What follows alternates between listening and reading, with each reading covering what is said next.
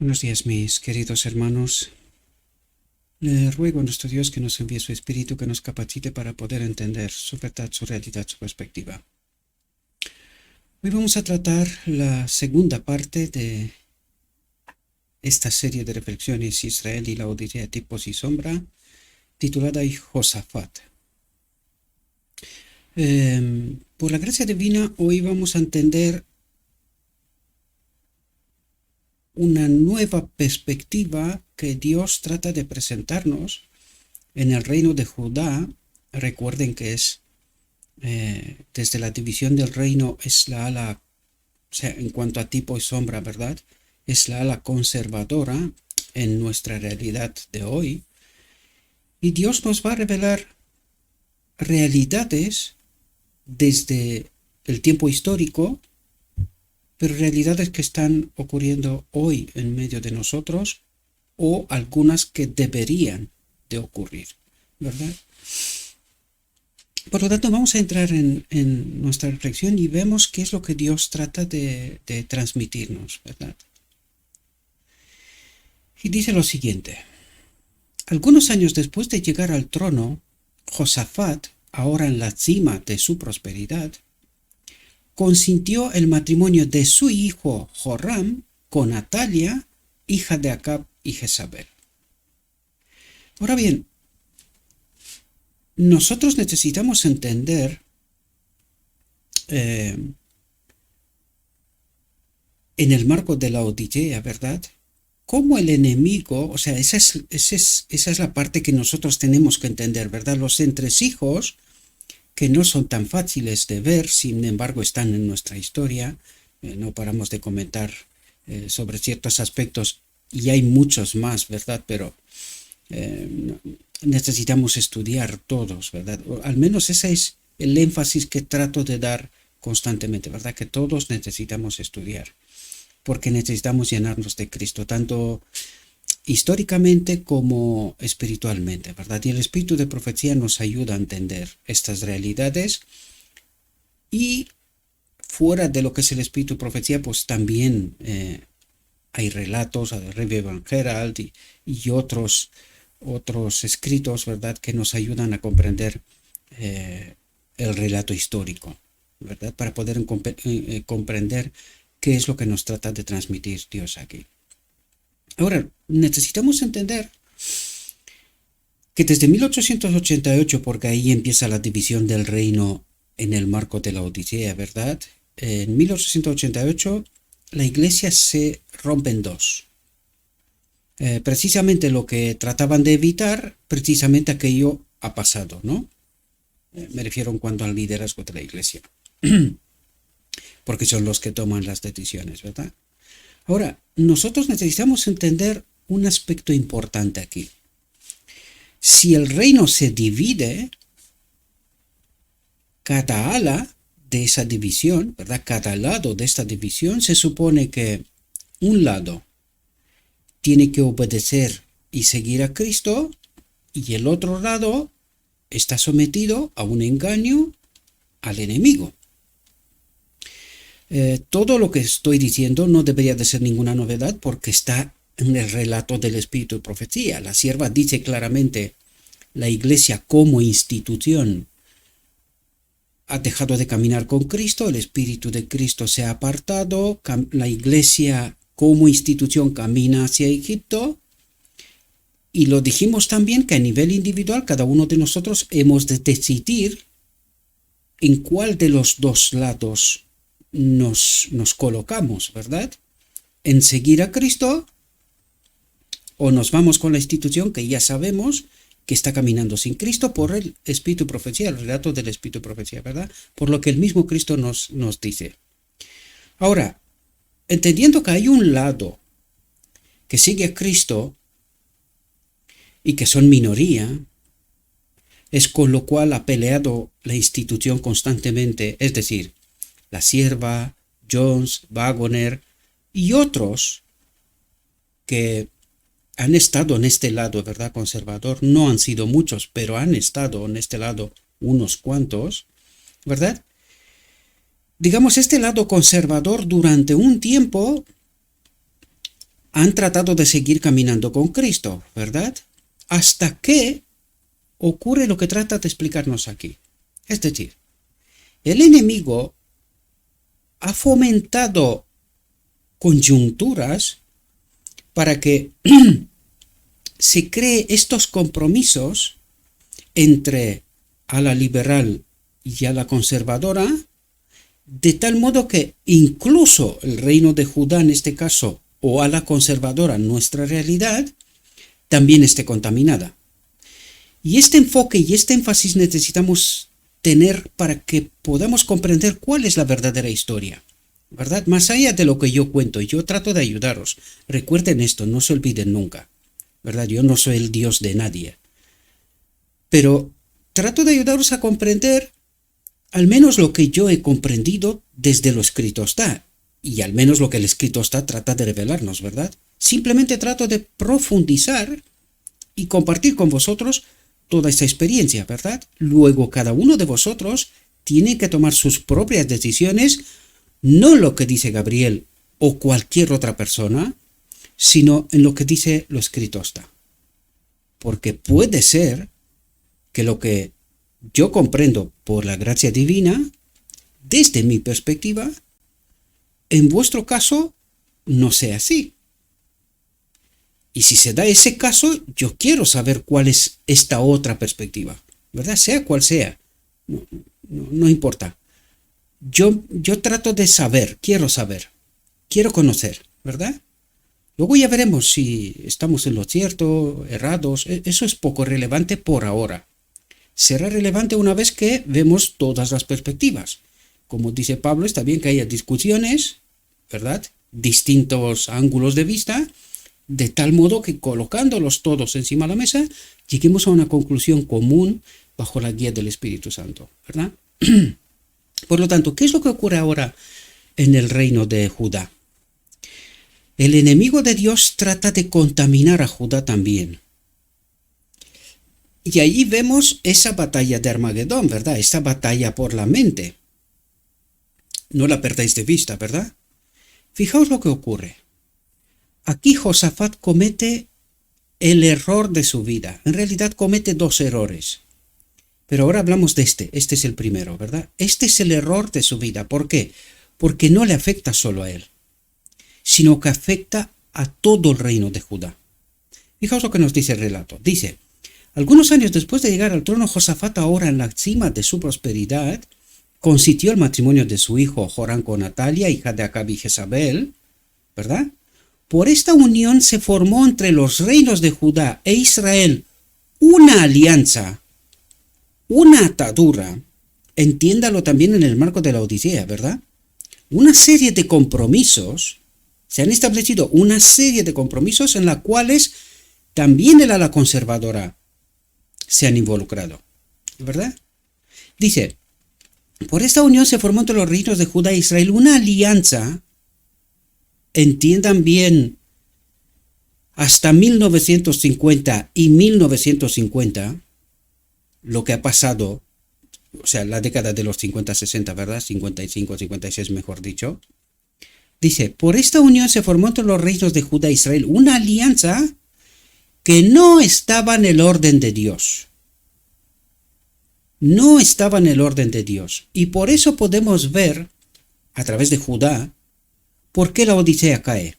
Por qué la Odisea se contamina toda.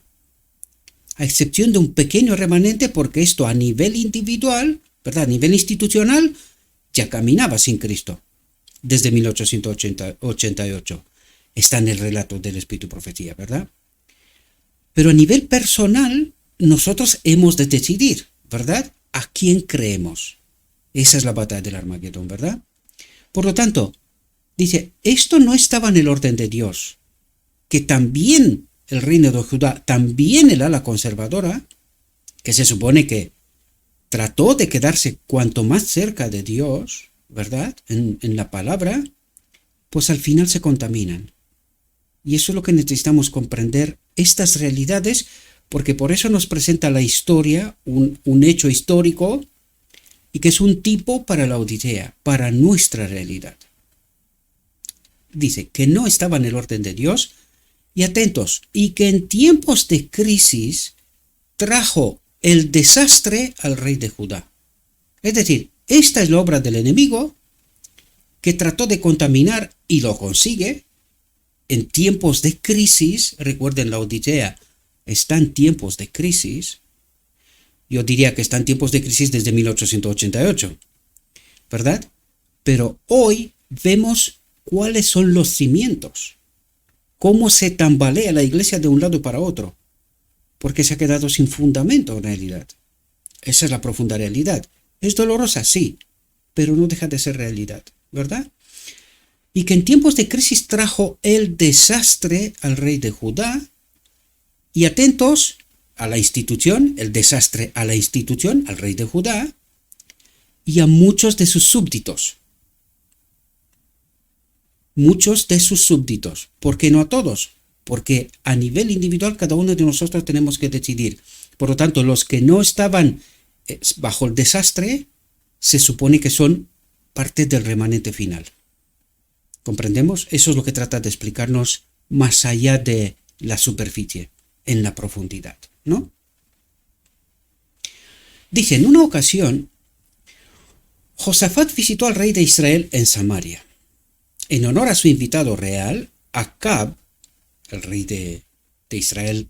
Y dice rey de Israel, ¿por qué? Porque las 10 tribus de Israel estaban en el norte, en el lado que estaban con Acab y Jezabel en apostasía total, ¿verdad? En el reino del sur solamente había 2 tribus. Por lo tanto, dice, una visita de Josafat al reino del norte, Samaria, ¿verdad? Acab mató para él ovejas y bueyes en abundancia y para la gente que tenía con él. Y en contra de su mejor juicio, atentos, lo que está diciendo, batalla de Armagedón, batalla por la mente, y en contra de su mejor juicio, Josafat fue persuadido a unirse con Acab. ¿De quién es esta obra? ¿Dónde tiene lugar esa batalla? Aquí. ¿Podéis entender? Y podéis entender cómo cada decisión cuenta para o en contra de Cristo. Recuerden que la decisión anterior no eran planos de Dios, ¿verdad? No era lo que Dios esperaba que ocurra. Pero también espero que os deis cuenta, mis queridos hermanos, ¿influyó Dios en la decisión de Josafat? ¿Impidió Dios, aunque no estaba en sus planos, que Josafat haga lo que ha hecho? ¿Lo impidió? No sé si veis aquí libertad de conciencia, libertad de elección, pero que también tenemos que soportar las consecuencias. ¿Veis de nuevo el carácter de Dios? ¿Veis cómo actúa Dios? ¿Y quién está detrás? Y en contra de su mejor juicio, en contra de lo que el Espíritu nos ayuda a tomar decisiones, ¿verdad? Pues Él actúa en contra, y eso viene a explicarnos, porque está a punto de cometer el segundo error, y esto le tendría que afectar a Él en realidad, ¿verdad? Dice, y en contra de su mejor juicio, Josafat fue persuadido a unirse con Acab, el ala conservadora con el ala liberal, como si Israel fuera unido de nuevo, ¿verdad? Como si se rompiera la división. Ahora están unidos con un mismo propósito. Fijaos lo que ocurre, porque esto podemos verlo en la Odisea. Por eso parece ser que hay solo un grupo, ¿verdad? Por eso entendemos, la Odisea ha caído, está en idolatría y apostasía. Esa es la apariencia de que está en un solo grupo, pero que el remanente final están en el ala conservadora, que no ha desaparecido del todo, aunque está a punto, ¿verdad?, de desaparecer, pero no ha desaparecido del todo. Estos 7.000 son desconocidos para la iglesia, ¿verdad? Sin embargo, Dios los está preparando. Trato de ampliar un poco la información para que podamos entender y ver un poco más de este cuadro que Dios trata de presentarnos en nuestra realidad, ¿verdad? Dice, en un esfuerzo por recuperar de los sirios por la fuerza de las armas Ramot, una de las antiguas ciudades de refugio que, según declaró Acab, pertenecía legítimamente a los israelitas, Dice Josafat, atentos, Josafat había prometido precipitadamente, sin siquiera consultar con Dios, sin siquiera analizar, ¿verdad?, lo que está haciendo, si está bien o está mal, ¿verdad? Josafat había prometido precipitadamente unirse al rey de Israel en su guerra contra los sirios. Aquí me voy a parar un momento, mis queridos hermanos, porque a nivel individual necesitamos entender cómo de importante es este asunto. Parece poca cosa, pero no lo es, queridos, porque una decisión como esta puede sellar nuestro destino.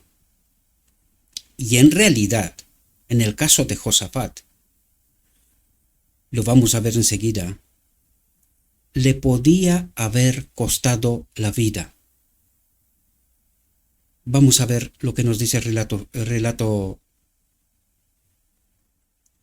del Espíritu Profecía, ¿verdad? El relato histórico. Pero quiero colocar todo el énfasis que se puede colocar en una decisión precipitada, sea cual sea, mía o tuya. Una decisión precipitada puede determinar el destino eterno. Porque eso es lo que está pasando en este momento en realidad. Josafat había prometido precipitadamente unirse al rey de Israel, a la apostasía, en su guerra contra los sirios, por una causa común. ¿Causa común? ¿Esta era la causa de Josafat? Vais a ver que no, queridos. Este es un gravísimo error que podía haberle costado la vida. Dice, pero antes de partir, deseaba conocer la voluntad de Dios respecto a la empresa. Qué raro, actúa justamente al revés. En lugar de preguntar primero a Dios y luego prometer, primero se compromete y luego pregunta a Dios. ¿Qué error más grave? Y lo vamos a ver por el relato, ¿verdad? Dice, pregúntate ruego por la palabra del Señor hoy, dijo Acab.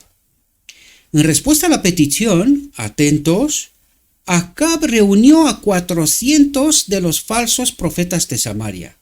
¿A quién reúne Acab? A 400 de los falsos profetas de Samaria. ¿Falsos profetas para preguntar a quién? A Dios. Acab.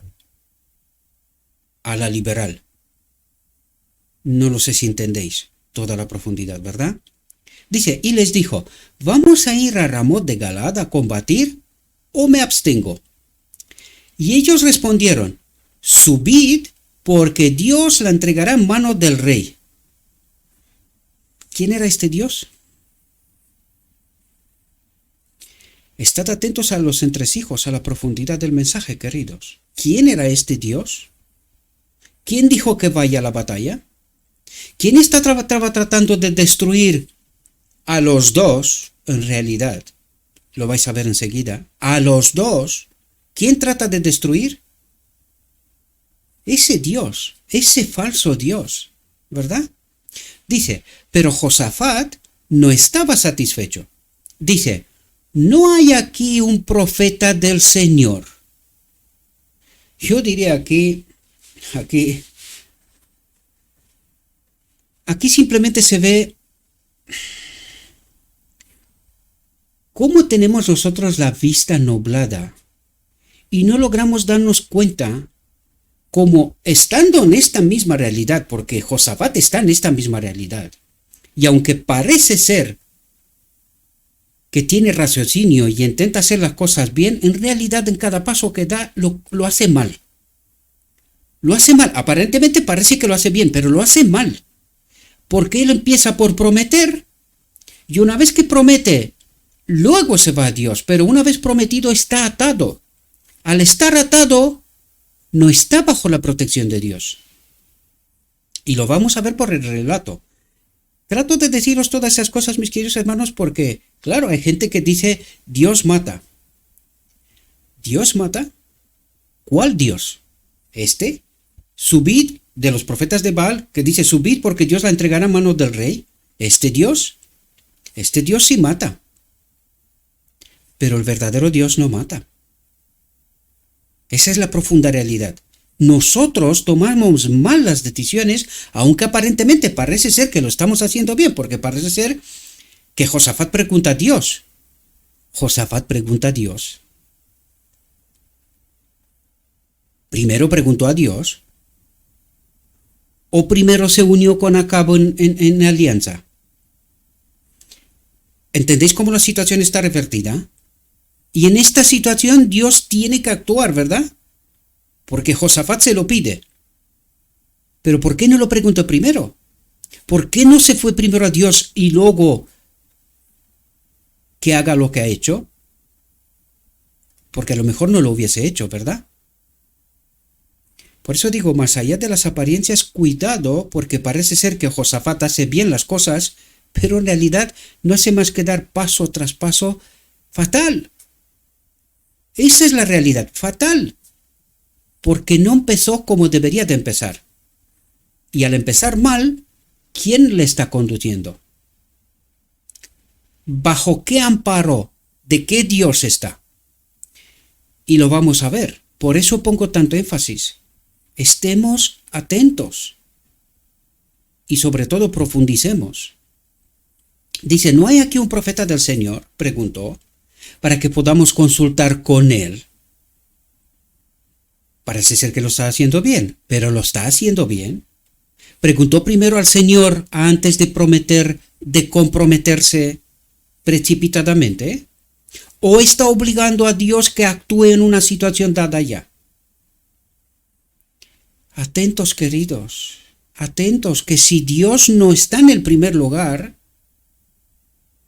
lo único que estamos haciendo es andar fatal, fatal.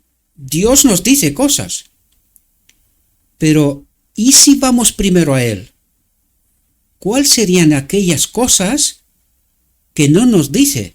Porque nosotros ya le hemos tapado la boca, ya hemos elegido y lo único que hacemos es comprometer también a Dios en una situación comprometida.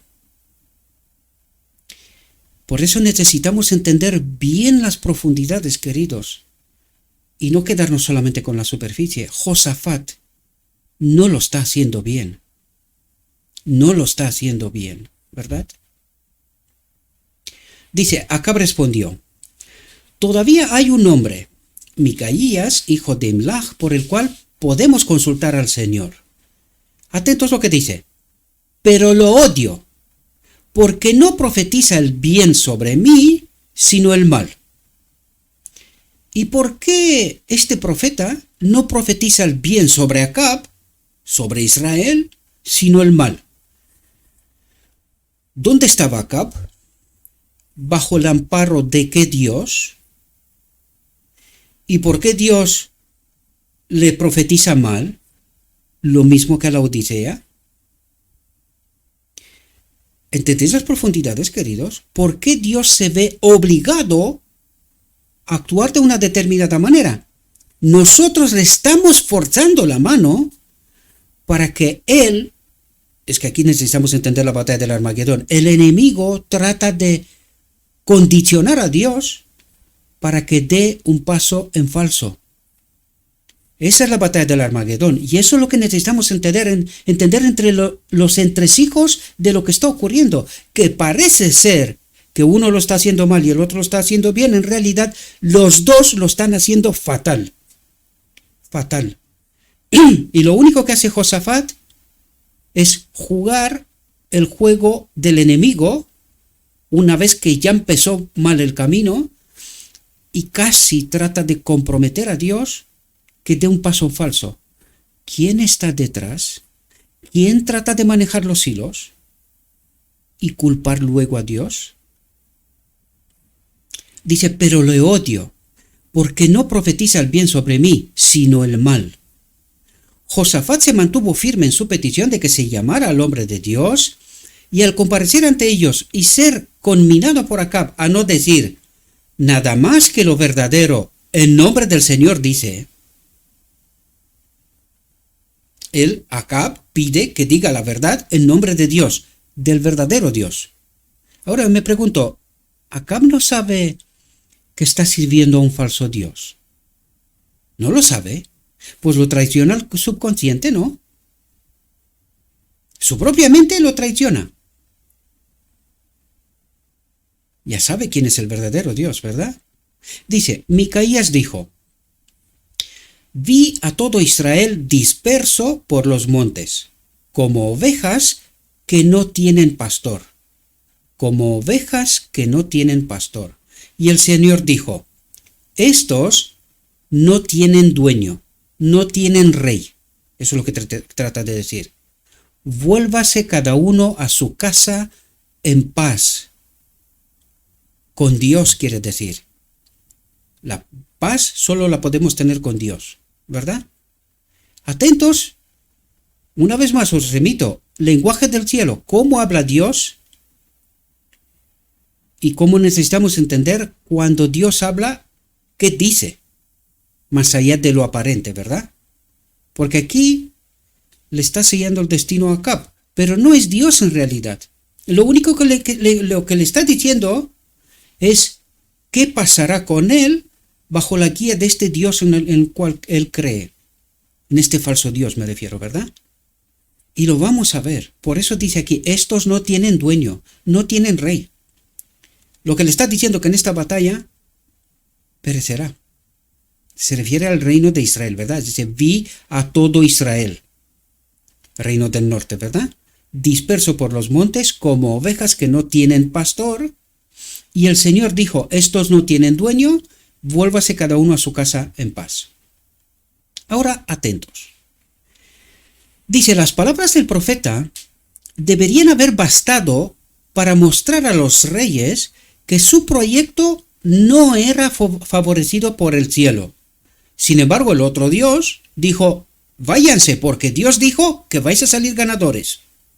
Y el verdadero Dios dice, de eso nada. Qué interesante, ¿verdad? Pero ¿cómo no se dan cuenta? Recalco y subrayo esto, mis queridos hermanos, porque necesitamos entender cómo obra Dios y cómo obra el enemigo. ¿Y cómo tomamos nosotros decisiones? Nosotros creemos que estamos bajo el amparo o la guía de Dios. La palabra de Dios, el Espíritu Profecía, nos advierte una y otra vez. Pero fijaos lo que ocurre. Dios habló, ¿verdad? El falso Dios habló, el verdadero Dios, ¿verdad?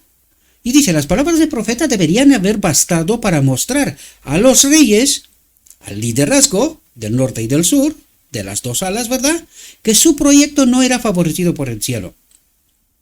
Pero ninguno de los dos gobernantes se sintió inclinado a prestar atención a la advertencia. Ahora, en este momento me paro. Vamos a ver, Josafat. Hijo mío, ¿y para qué preguntas a Dios? Si total ni te interesa. Ninguno se sintió inclinado. ¿Qué quiere decir el lenguaje del cielo? Al estar comprometidos, al estar bajo el amparo del enemigo, porque esta es su obra en realidad, no tiene poder, queridos. No sé si os dais cuenta, no tiene poder. Aunque Dios le habla, aunque Dios le está diciendo cuál es la verdad, le está adelantando el futuro, Josafat no tiene poder. No se sintió inclinado a prestar atención a la advertencia. ¿Qué le pasa a la Odisea? ¿Qué nos pasa a todos nosotros cuando nos encontramos aquí en este ministerio una y otra vez con lo escrito está? Porque más allá de lo que yo digo o pienso o relato, está lo escrito está. ¿Qué le ocurre a la Odisea? La incredulidad tan tremenda que tiene. ¿Por qué? Porque la Odisea está en esta misma posición, queridos. Sin poder. La sierva lo dijo claramente. Esta iglesia, este pueblo camina sin Cristo. Y me refiero a nivel institucional. Una vez más lo digo. Porque a nivel personal cada uno de nosotros tenemos que elegir. ¿En qué lado nos quedamos? Y solo podemos tener poder si tomamos en cuenta la advertencia. Si tomamos a bueno lo que Dios nos dice. Entonces nosotros tomamos una decisión, estudiamos esto, hace muchas reflexiones, Nosotros elegimos, y si elegimos a Dios, recibimos poder para llevar a cumplimiento lo que elegimos. Pero si no nos sentimos inclinados a prestar atención a la advertencia, Dios nos dice, Laodicea, estás en apostasía. Y nosotros decimos, no. Nosotros somos el remanente. ¿Qué ocurrirá? Vamos a ver lo que ocurrirá. Dice, Acab había trazado su camino y estaba decidido a seguirlo. Lo tenía claro, al menos aquí uno lo tiene claro, ¿verdad? Josafat, en un momento de debilidad, que no estaba acompañado por Dios, en un momento de debilidad, había dicho, estaremos contigo en la guerra. Ya se había comprometido, da igual lo que diga Dios o haga Dios.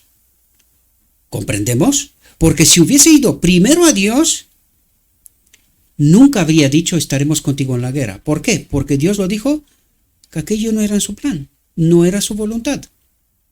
Dice, y se resistía a retirar sus fuerzas después de haber prometido ayuda. Aun cuando Dios le está diciendo que no está en su plan, no se atreve a tomar de vuelta la palabra, a echar de un lado el compromiso. ¿Entendéis la historia de Laodicea? ¿Entendéis lo que está pasando? Dios habla.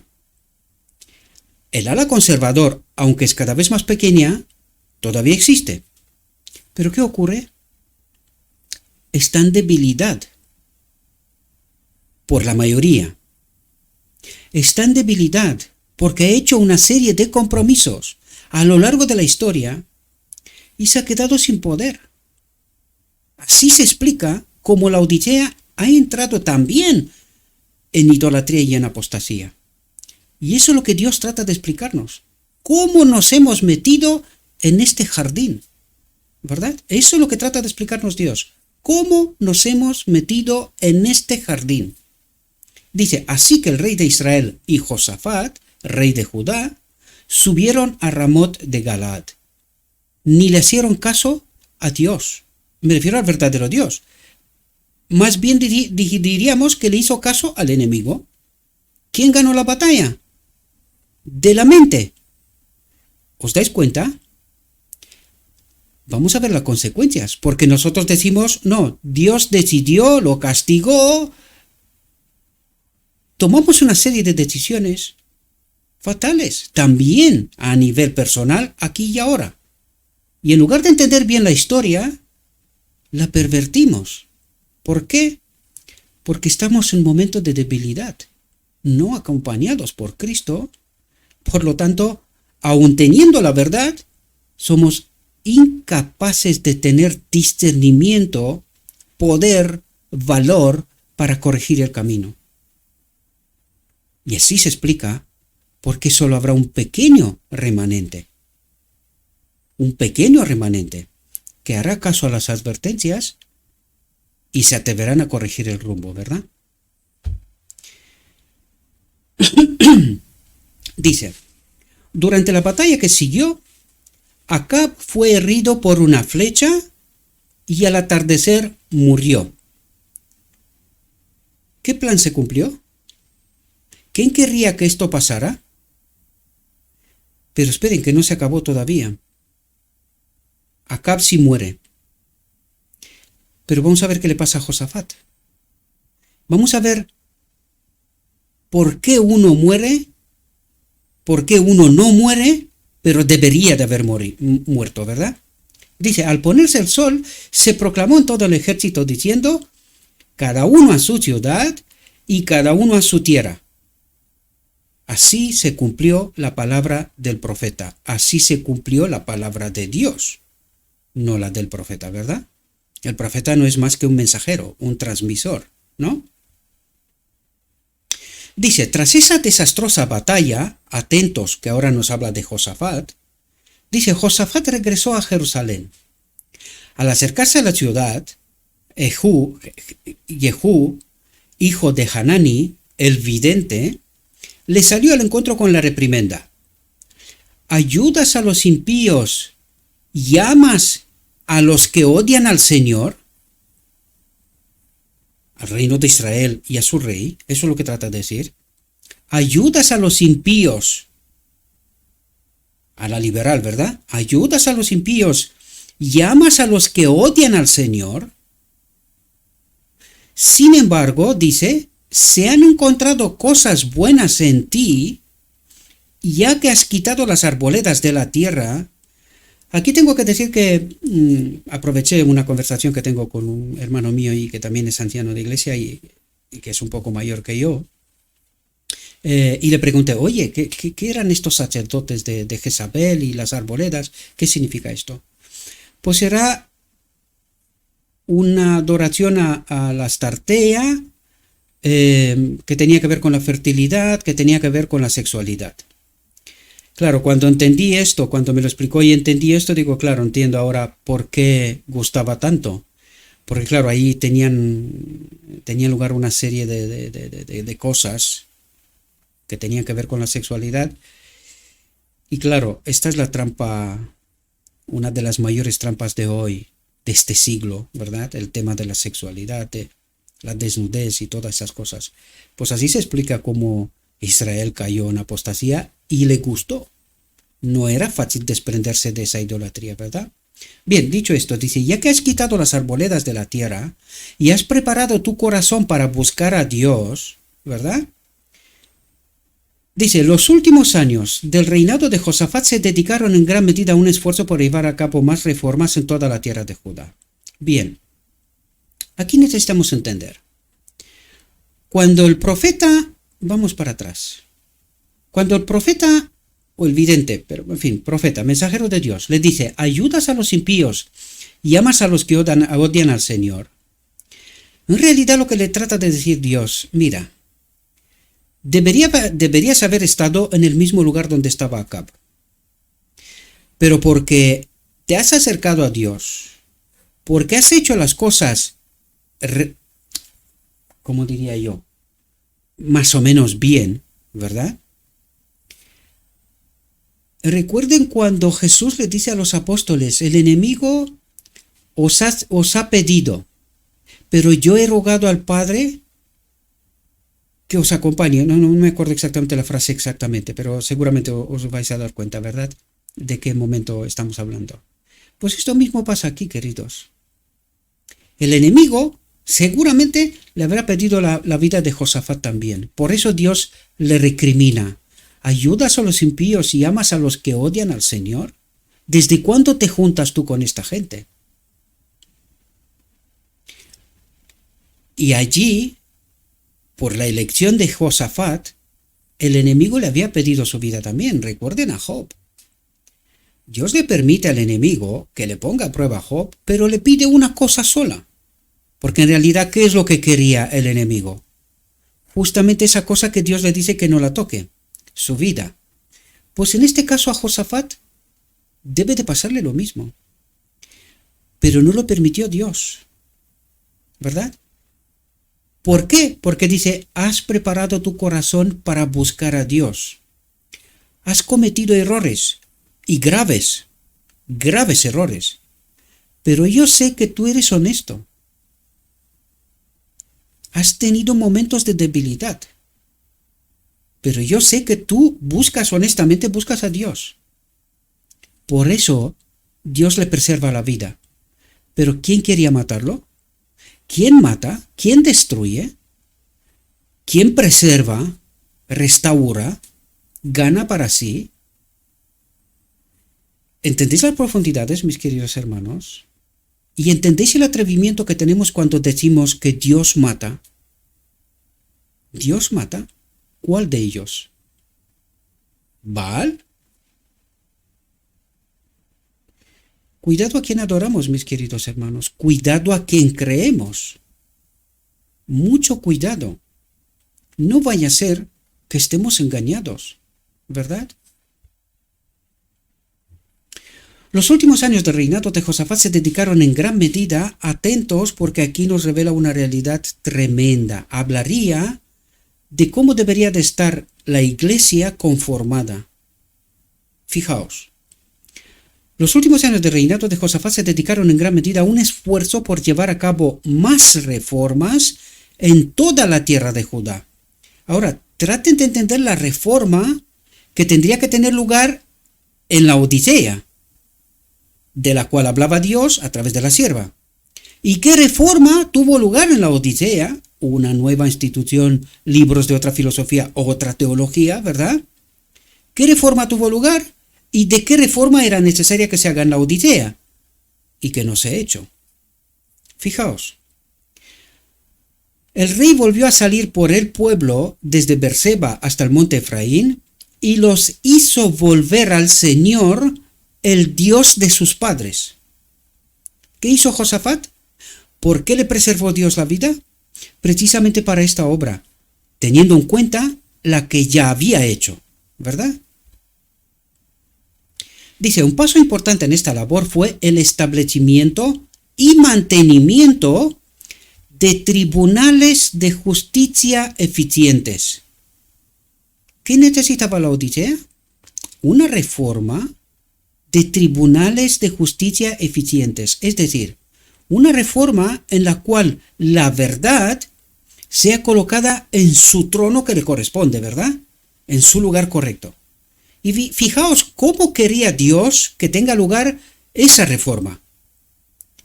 ¿Y qué reforma tuvo lugar en la Odisea?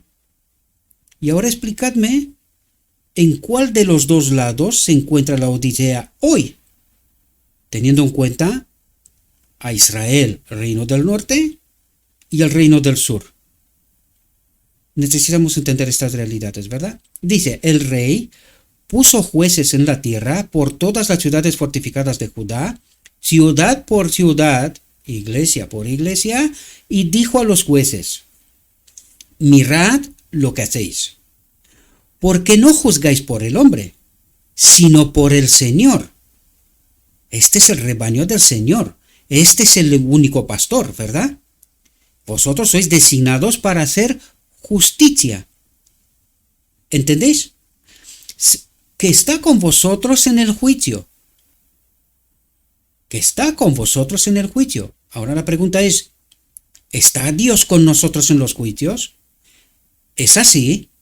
¿Y cómo hemos llegado donde estamos?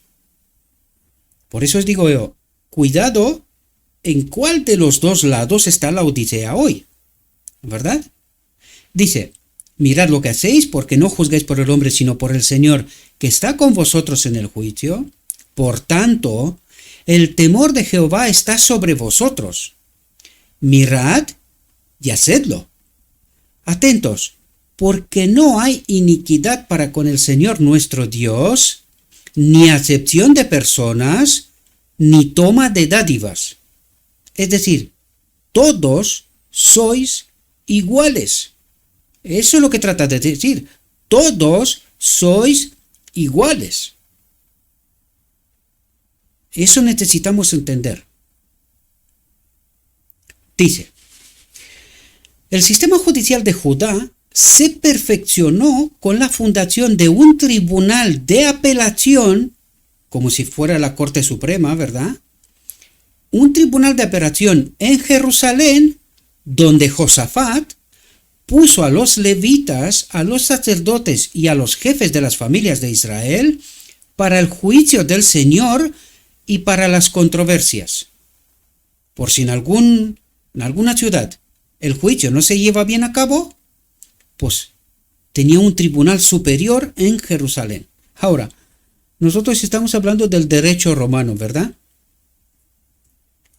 ¿Qué vemos nosotros aquí? ¿Cuánto tiempo antes ya Dios estableció lo que supuestamente tenemos aquí en nuestra sociedad, ¿no? Tribunales, Tribunal Supremo. Eso no viene de los romanos, ya viene de Dios, de antes, ¿verdad? Dice, el rey encargó solemnemente a estos jueces que fueran fieles. El rey encargó solemnemente a estos jueces que fueran fieles.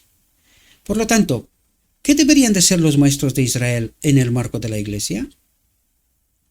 Como árbitros, queridos, como jueces, cuando aparecen conflictos. Pero ellos no son más que nadie, sino que son designados por el mismo Cristo para esta labor. Este es el orden evangélico, lo que trata de explicarnos Dios. ¿Y cuál era la verdadera reforma que tendría que haber tenido lugar, pero que no ha tenido lugar? Sí que no ha tenido lugar otra reforma de un otro Dios.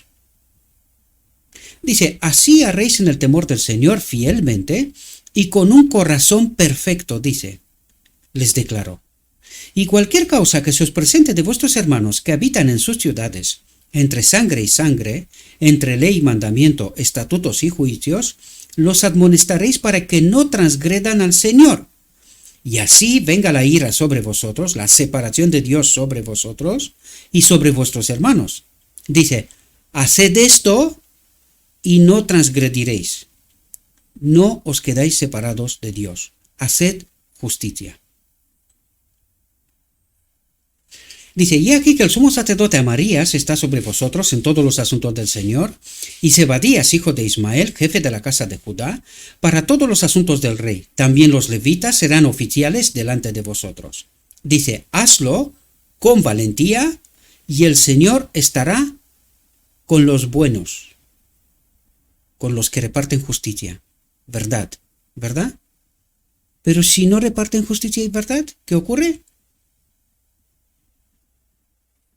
El verdadero Dios no les acompañará, ¿verdad? Dice, en su cuidadosa salvaguarda de los derechos y libertades de sus súbditos. ¿Entendéis cómo de importante es libertad de conciencia, libertad de elección?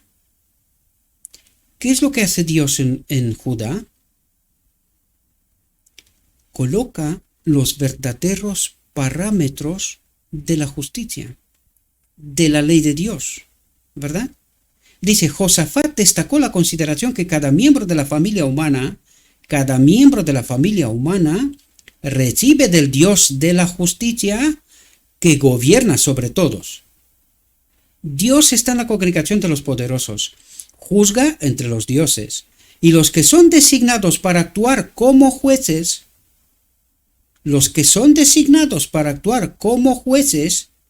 bajo él,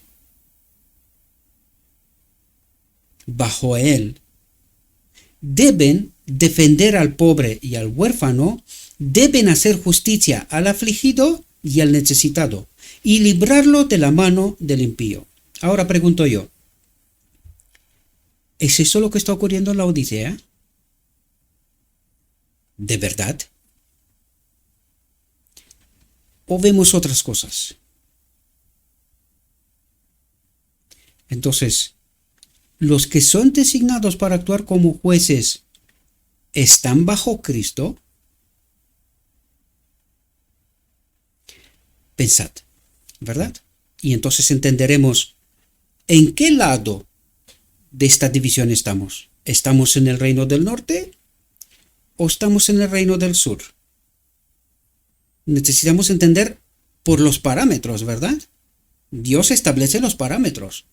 Y nosotros tenemos que analizar, tener discernimiento y ver exactamente, mirándonos en el espejo, dónde estamos de verdad. De verdad, no donde queremos estar, que esto es bien distinto. Donde estamos de verdad. Eso sí que es importante, ¿verdad? Bien, aquí se termina la reflexión.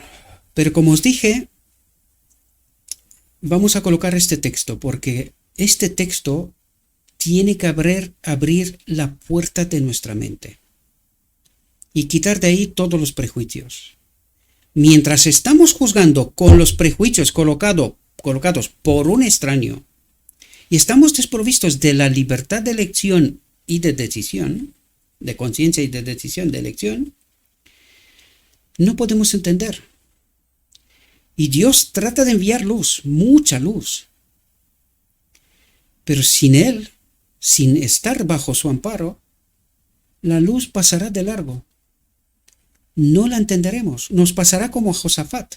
Nosotros previamente ya hemos tomado una decisión, ya estamos comprometidos, con la iglesia y con los maestros, y aunque Dios hable, aunque Dios envíe luz, nosotros no tenemos la capacidad de discernir porque estamos desprovistos de Cristo, quien da discernimiento y entendimiento, ¿verdad? Todavía dice, hay mucha luz que debe brillar de la ley de Dios y del evangelio de la justicia, de Cristo, el evangelio de la justicia. Este mensaje, entendido en su verdadero carácter, ¿verdad?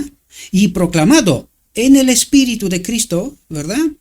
Crecerá hasta alcanzar una importancia tan grande como apenas soñéis. Iluminará la tierra con su gloria. Esta es la obra del cuarto ángel del Apocalipsis, el Espíritu de Cristo, batalla del Armagedón. La pregunta clave es, ¿quién vencerá? ¿Quién convencerá? ¿El rey del norte o el rey del sur?